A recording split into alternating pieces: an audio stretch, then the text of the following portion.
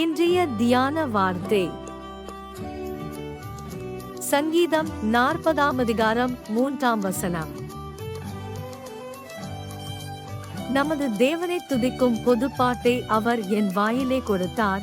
அநேகர் அதைக் கண்டு பயந்து கர்த்தரை நம்புவார்கள்.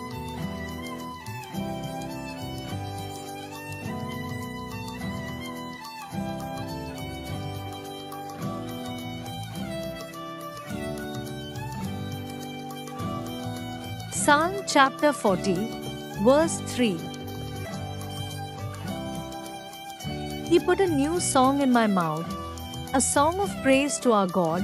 Many will see and fear, and put their trust in the Lord.